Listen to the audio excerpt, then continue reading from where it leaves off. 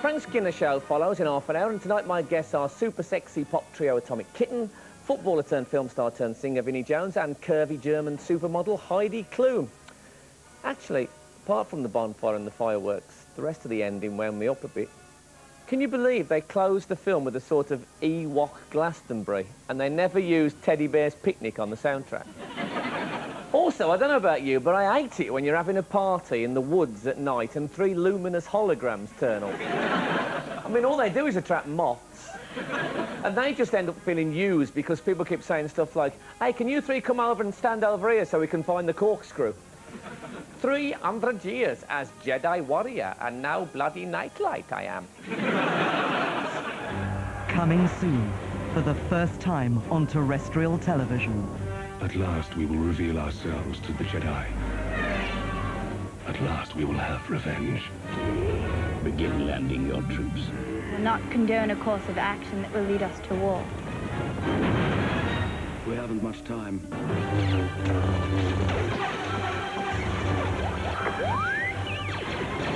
Get to your ship! They will never get me onto one of those dreadful starships. Always 2 there are, a master and an apprentice.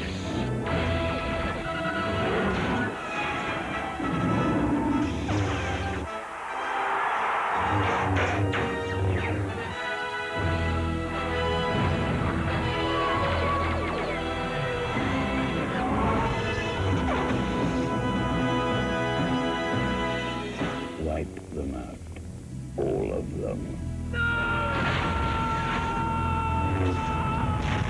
Star Wars, The Phantom Menace, coming soon. Hello, Moto. I'm gonna play someday. I'm gonna play someday. I'm gonna play someday.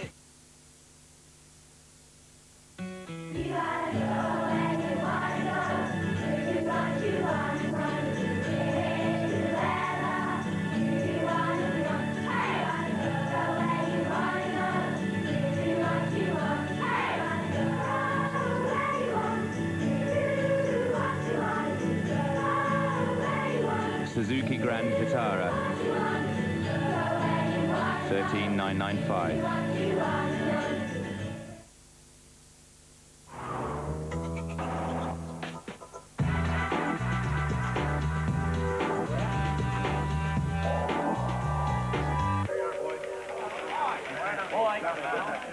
Play with your identity. www.NOKIAGame.com. Log in and play.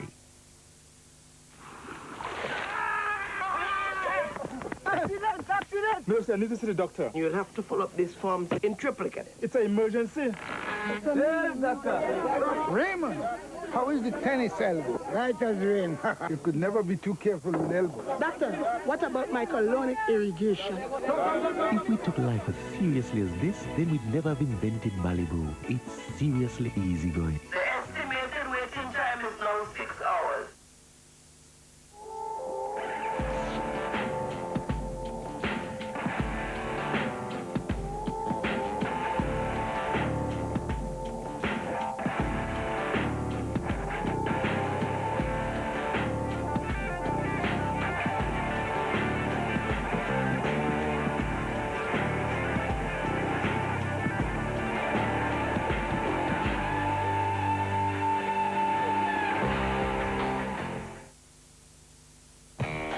There is only one Stevie Wonder.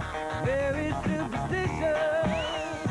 You can feel it all over. Just enough. For the first time, all of his greatest hits on one unique double album.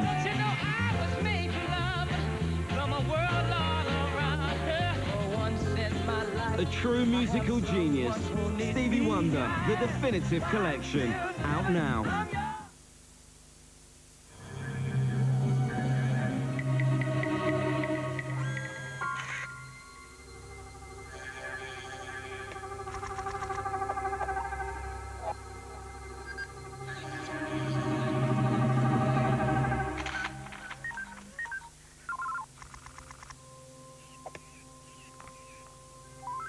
Looks different.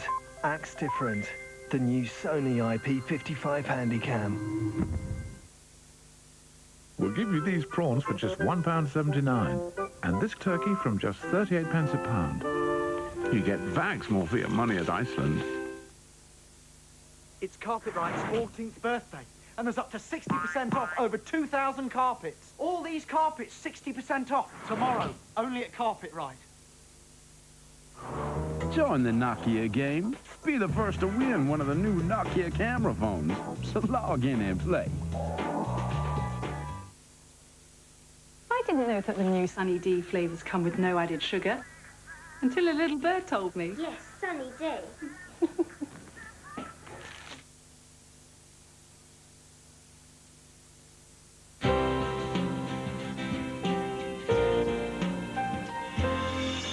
Frank Skinner's guests include Vinnie Jones and Atomic Kitten in half an hour. Then at 20 to midnight, it's Drivers from Hell 2002, all here on ITV1 after the news.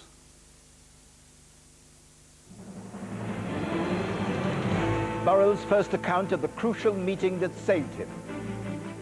The Queen's extraordinary warning about mysterious powers.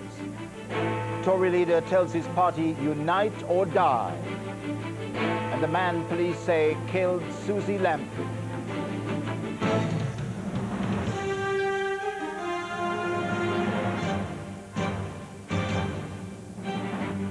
The ITV News at 10 with Trevor MacDonald. Good evening. Princess Diana's butler Paul Burrell has given details for the first time of how the Queen gave him an extraordinary warning during that now famous 3-hour meeting when he told her he was taking care of Diana's possessions. In tomorrow's Daily Mirror, Mr. Burrell says the Queen told him no one had ever been closer to a member of the royal family than he had been to Diana, and that might put him in danger. Be careful, Paul, she warned him. There are powers at work in this country of which we have no knowledge. Harry Smith has more details. In his interview with the Mirror, Paul Burrell reveals for the first time details of the extraordinary meeting he had with the Queen. It was at that meeting that he told her he had kept some of Diana's possessions, and it was the Queen's belated recollection of that meeting which brought his trial to a sensational end.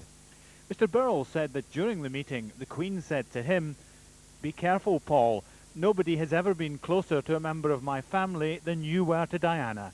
There are powers at work in this country about which we have no knowledge." He says he regarded this as a warning to watch his back. He remembers very precisely how the Queen looked, how she looked over her glasses at him. She stared at him intently when she said it. This was not some passing comment of, "Look after yourself, mate." This was a much more precise, in his eyes, a very deliberate warning that somehow the Queen was aware that he was vulnerable, that he may be in danger. The Queen also spoke in moving terms about her relationship with Diana. "I tried to reach out to Diana so many times," she said. He replied, "But Your Majesty, you only spoke in black and white. The Princess spoke in colours." The Queen was tonight meeting New Zealand rugby players at Buckingham Palace, from where there's been no official response to the latest revelations, which came on top of damaging leaks from a witness statement made by Burrell. In a 39-page statement to police, Paul Burrell gave explosive and intimate details about Diana's love life. There was 42-year-old heart surgeon Hasnat Khan. The Princess, seen here at the hospital where he worked, was said to be so in love she wanted to get secretly married. She even asked Burrell to arrange a priest. Secret rendezvous were set up in a mews behind Khan's work and at Kensington Palace, where Burrell would smuggle Khan through the gates in his car. And when Khan refused to answer her phone calls, the butler would deliver love letters to the doctor's local pub. Burrell also described Diana's tragic relationship with Dodi Fayed. He claims the Princess was concerned Fayed was hooked on cocaine. The Spencer family reacted angrily today to what they described as Paul Burrell's betrayal of Diana's trust. The former butler is expected to attack their role in his trial later this week. Harry Smith, ITV News. Let's now join our correspondent John Draper at the Daily Mirror headquarters and the royal author Robert Lacey at Buckingham Palace. John Draper, first, any more details about Paul Burrell's story? Well, this is the front page of tomorrow's Mirror with this amazing story. Be careful, Paul, there are powers at work in this country about which we have no knowledge. Now, the interesting thing is, this is not put into context, not by the Mirror or by Paul Burrell. It's not made clear who these powers were, what the Queen was talking about, if in fact she did say these things. He says this took place at a meeting. It lasted 3 hours. They stood throughout. Neither of them sat. The corgis were at her feet. And he says it was at this meeting that he said to her that he had items belonging to Diana that he was intending to hold on to. She smiled at him, nodded, didn't say anything, but he took that as her approval.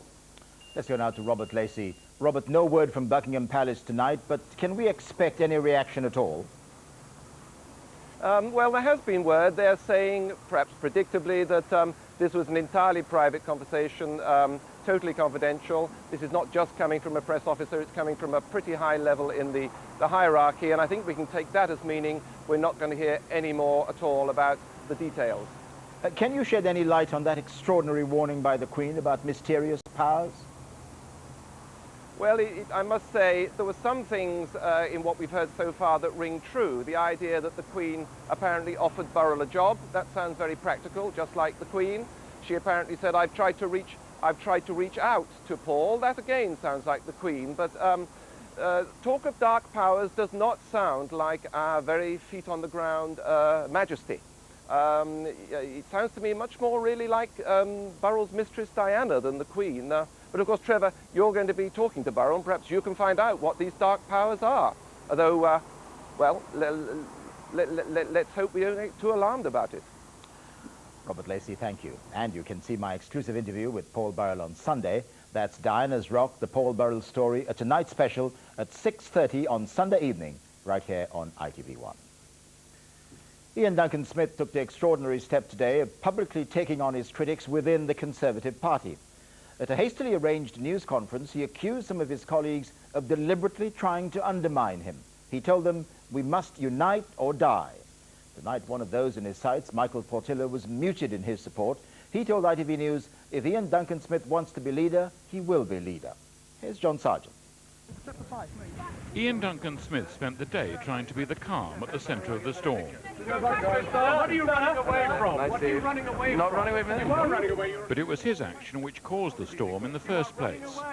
At Tory Central Office, a crisis meeting was held this morning. Instead of attending a meeting in East London, the Conservative leader could be seen behind the curtains practising his speech. He was preparing a dramatic announcement. At a hastily called news conference with no questions allowed, he made clear that he was deliberately taking on his critics. He's convinced that the Commons rebellion last night, in which 8 of his MPs voted against the party line on adoption, was part of a plot. Over the last few weeks, a small group of my parliamentary colleagues have decided consciously to undermine my leadership. The Conservative Party wants to be led. It elected me to lead it in the direction that I am now going. It will not look kindly on people who put personal ambitions before the interests of the entire party. My message is simple and stark. Unite or die. Friends of the Conservative leader explained his tactics later. He wants the party to consider the serious position they're now in, and he hopes constituency leaders will constrain the rebels. But leading figures who voted against him on adoption last night deny they're part of a plot against his leadership. Kenneth Clarke insists he was only concerned with the issue. It's quite an important issue, and to widen it to other things, well, certainly I'm not going to, and I think it's well, a mistake. your leader has widened it, hasn't he? And another rebel, Michael Portillo, told ITV News tonight that the issue was what mattered. Was Mr. Duncan Smith safe? Oh, I think, yeah, if Ian Duncan Smith wants to be leader, he will be leader. I think he can get the backing of the party. He just wants to be firm, and he wants to be clear about what he wants to do with the party, and he'll get the party's backing. I think that's not a problem for him. Thank you very much. Mr. Duncan Smith has taken the biggest gamble of his career. By deliberately confronting his critics, he's upped the stakes on the leadership issue. And if that tactic backfires and tension within the party increases, his days as Tory leader could well be numbered. John Sargent, ITV News, Westminster. Mr. Duncan Smith talked today about the conflict in the party between the traditionalists and modernisers, with him in the middle. So, on this November the 5th, who are those Mr. Duncan Smith believes are plotting against him? John Ray has this report. A victorious Ian Duncan Smith entered Conservative headquarters just 14 short but incendiary months ago. This November the 5th, he believes there's Tory treason in the air, and there's no doubt who he fears. Michael Portillo, the leading moderniser, ruled himself out of frontline politics after defeat in last year's leadership election. I just think I would get in the way. I don't think it would work. And I think the time has come for me to find different things to do. But his every move is watched with suspicion. Tonight, an ally of Mr. Duncan Smith even called him the Kingmaker. But who might get the crown? Ken Clarke is the Tories' big hitter. I offer myself as the leader best able to carry the fight to Labour and to win back the lost Conservative voters. Mr. Duncan Smith's advisor calls him the king in waiting. He's a heavyweight who worries Labour, but his pro-Euro views make him a difficult fit for the leadership. Get the snappers to go away. Then there's David Davis, standard bearer for traditionalists, demoted in a shadow cabinet coup and angry with the leadership.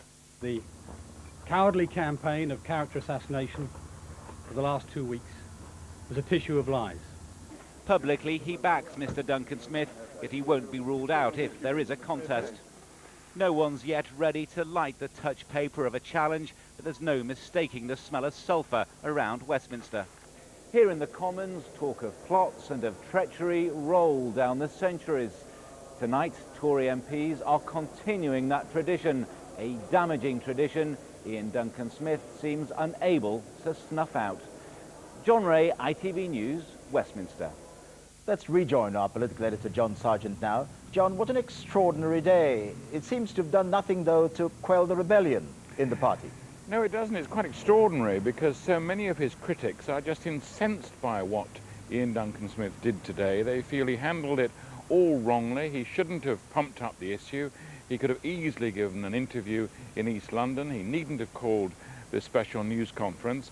And they're extremely bitter at the idea that he's concentrating on the critics who rebelled last night, because he, of course, rebelled more than 40 times under John Major's leadership over the Maastricht Treaty, and they feel this is just not the issue and he shouldn't have done it. So at the moment, all one can say is that the opinion on the Conservative benches is much more against Ian Duncan Smith than it was yesterday.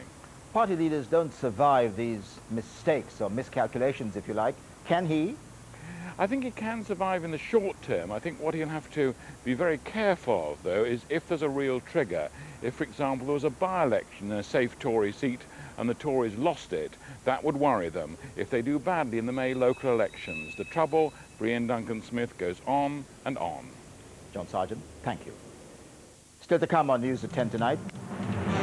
The Susie Lamplugh murder, police believe this man is the killer.